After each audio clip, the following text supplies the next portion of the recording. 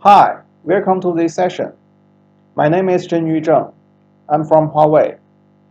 In the past 2 years, our team have been working on promoting ARM data centers in various open source communities and projects. In the next 20 minutes, I would like to share some of the ideas and experience from our previous work. This will include how we enable and optimize open source projects on ARM platform. I hope that will be useful for ARM users. The session will be divided into 3 parts. In the first part of this session, I would like to have a recap on MCIs for the open source communities. In a typical open source development workflow, when a contributor wants to contribute some codes to a project, he or she has to write the codes and then build and test the codes on his or her local development environment. After everything is checked, he or she can then push the code to the project repository, for example, on GitHub. And the codes will also be built and tested there.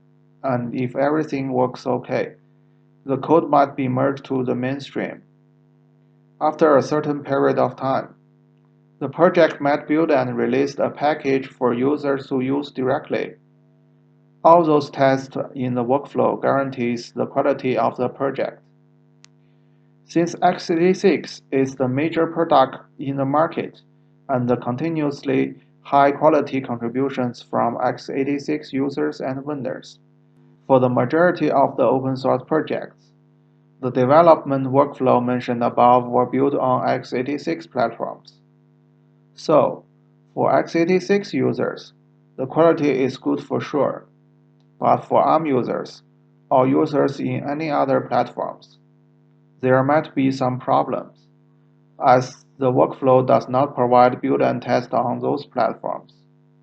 In order to provide a quality assurance on ARM platform, the first thing we should do is to propose add ARM resources to the development workflow and run the same test to achieve the same quality for ARM users.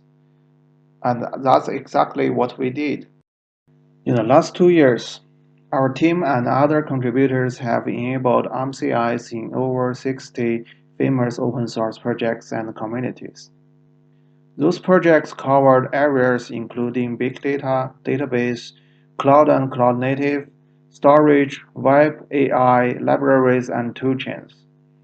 In order to provide those information to our contributors who want to know which projects have MCIs, I have made a landscape page for all the open source projects that we have enabled MCI. If you are interested, you can go to the following address. You can click the project's logo and it will jump to the MCI status page for the project. And of course, this may not be the full list, so please contact me or file an issue if you want to add more projects to the landscape. If you are also interested in promoting MCIs to the open source communities and want to be part of it, there are some choices to do it. You can donate ARM virtual machines directly to the projects. Cloud providers like Huawei and AWS now provide powerful ARM virtual machines. You can also use commercial CI providers like the Tribal CI. They now have ARM resources and many projects have already using it. You can also cooperate with the Linaro Developer Cloud or the Open Lab. They are the communities that are working on promoting MCIs for a very long time. Okay, that's all for the recap. After enabling the projects, we start to think about how to make them run better on ARM platform. In the next part, I would like to share some ideas we have tried. I will first share some optimization tricks for general ARM hardware, and then I will share some vendor-specific optimizations. So let's start. The first optimization I would like to share is about Spinlocks. According to Wikipedia, a spinlock is a busy waiting lock which causes a thread trying to acquire it to simply wait in a loop while repeatedly checking if the lock is available. It is widely used in multi-thread software like DB. And when come to the implementation, there are two major forms, TAS and CAS. TAS means test and set. In this form, instruction will write 1 to a memory location and return its old value as a single atomic operation. On the other hand, in CAS, the atomic instruction compares the content of a memory location with a given value, and only if they are the same, modifies the content of that memory location for the new given value. Both TAS and CAS have built-in implementations in major programming language and compilers. Here we use GCC as an example. The corresponding functions are atomic test and set for TAS and atomic compare exchange n for CAS. From the assembly, we can see that in TAS, we write before compare, but in CAS, we compare before write. And write is actually much more expensive than compare, so technically CAS can save more time. So what can this benefit us? As mentioned above, in databases, Spinlocks are widely used, and in PostgreSQL, we found that it uses TAS for Spinlocks on ARM platform. So we'll change it to CAS, bring performance improvements. Let's have a look on the charts. The purple line shows the throughputs for the development head when we tested, and the green line shows the throughput for using CAS instead of TAS. We can see from the both charts, CAS brings about 50% of performance improvement, which is very huge. If you are interested on details about this change, please check the following mail list archive for more details. There's one more optimization trick for Spinlocks I would like to share. When perform the loop or spin, in order to avoid infinite loop, we normally add delay or number of loops to the implementation. And in MariaDB, in the original implementation, there was a dummy compare and swap operation used as the delay of the loop. This was tested in the old ARM model and proved to have a better performance. But with the innovation of ARM hardware and instructions, it turns out that omitting the dummy compare and swap operation and use memory barrier to omit compiler optimization can bring about 12% of performance improvement in newer ARM models. I think this tells us that even if your code have been optimized for ARM before, you might still have to have a test for the new models, since new hardware might need new ways of optimization. If you are interested in this particular case, please check the following link for more details. The next trick I would like to share is more simpler. I think everyone knows the memory copy function. It is a C standard library used to copy content of data from the source memory to the destination memory. It is used everywhere, and for old codes with ARMv7, such as this example in MySQL, it copies with byte length of 4, as ARMv7 is a 32-bit chip. But for ARMv8 hardware, we should copy with byte length of 8. There are 64 bits hardware, and this will bring another 50% performance improvement. Despite of tricks in programming languages and compilers, ARM CPU also comes with a lot of hardware acceleration techniques. The first one I would like to talk about is the CRC32. CRC stands for Cyclic Redundancy Check. It is used to detect accidental changes to raw data. It is used by almost every software, so accelerate it with hardware can bring a lot of benefits. Again, We use MySQL as an example. MySQL uses two kinds of CRC, CRC32 for calculating table and binlock checksums, and CRC32 for InnoDB page checksum. If your ARM hardware can provide CRC32 acceleration, you can use the ARM C language extension to leverage the acceleration, and it will bring a lot of benefits. Here is our test results. We have a table with lines of records from 100,000 to 50 million, and we calculate the table checksum of them. We can see that with hardware acceleration, there will be at least 50% of performance improvement. For more details on this, you can check the following link. The next hardware acceleration technique I want to talk about is Neon, or vectorization.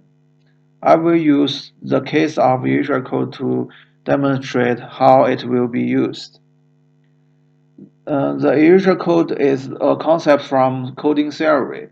It is the forward error correction code, under the assumption of bit erasure, which transforms a message of key symbol into a longer message with n symbols, so that the original message can be recovered from a subset of the n symbols. And Reed-Solomon encoding is one of the implementations of erasure code. Erasure code can be used in Hadoop HDFS. Hadoop HDFS by default replicates each block in 3 times, so that it can provide simple and robust form of redundancy to shield against most failure scenarios. It also eases scheduling compute tasks on local stores data blocks by providing multiple replicas of each block to choose from. But it has a very big drawback, as the default 3 replication brings triple overhead in storage spaces and other resources.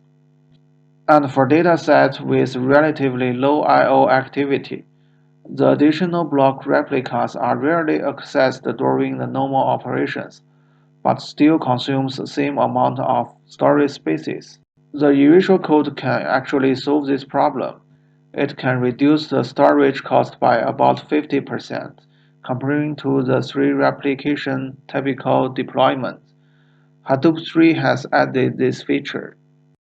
But using erasure code means add more computing tasks, and erasure code is actually a calculation that can be vectorized, and that's what Neon is born for.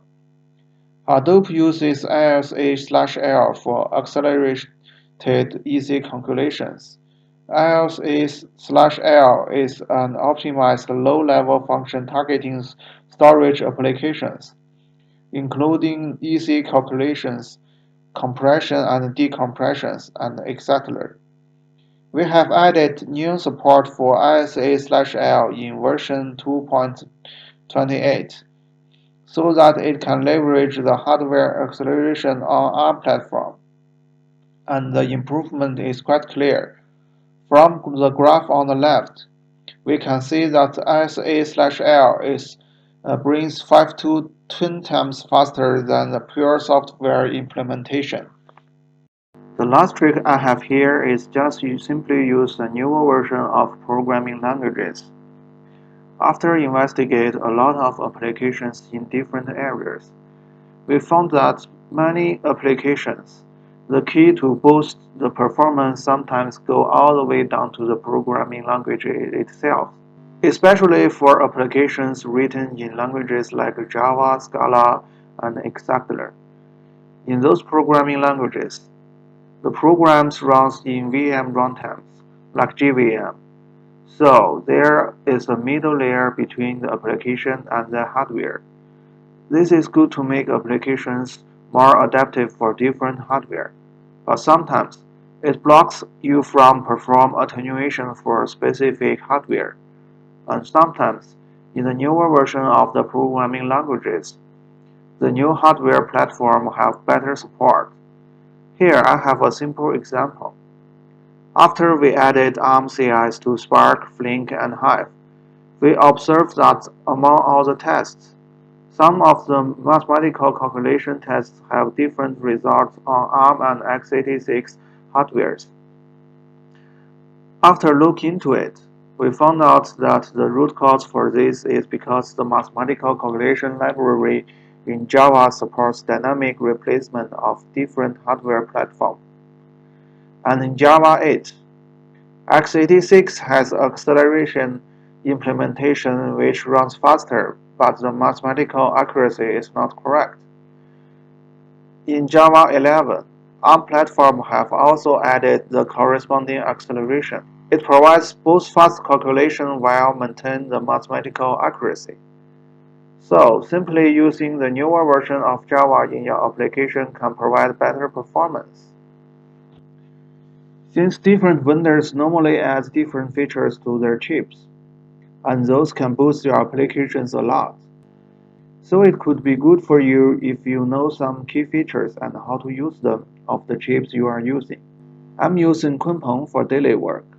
So here I will introduce some of the Kunpeng specific optimization tools.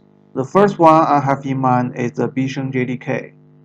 Bisheng JDK is a high-performance, production-ready downstream distribution of OpenJDK. Huawei has used it in over 500 products, accumulating a large number of usage scenarios and problems, and demands from the Java developers. They have solved many problems encountered in the actual operation of the business, and typically optimized for ARM platforms. It supports JDK 8 and JDK 11. Here I want to talk a little bit more about the Bisheng JDK 8. It added few features to the OpenJDK 8 to provide better performance on ARM platform. Many open source projects are still using JDK 8, like Hadoop, so this might be very useful. One of them is the application data sharing, or APP-CDS. In OpenJDK, this feature is only available in version 11. APP-CDS is a JVM feature for startup accelerations and memory saving. The idea behind APP-CDS is to share once loaded classes between JVM instances on the same host.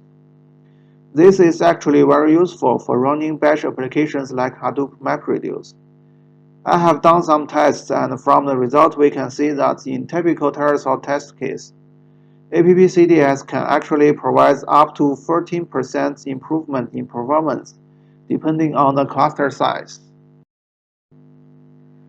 The next one I want to talk about is the Kunpeng Acceleration Engine, or KAE. It is a group of software libraries which provide performance competitiveness of common software on Kunpeng platform. It includes hardware-enabled accelerations for security, authentications, and compressions. It can provide the following calculations. I believe you are very familiar with those function names, as they are very widely used in all kinds of applications. So how does KAE perform?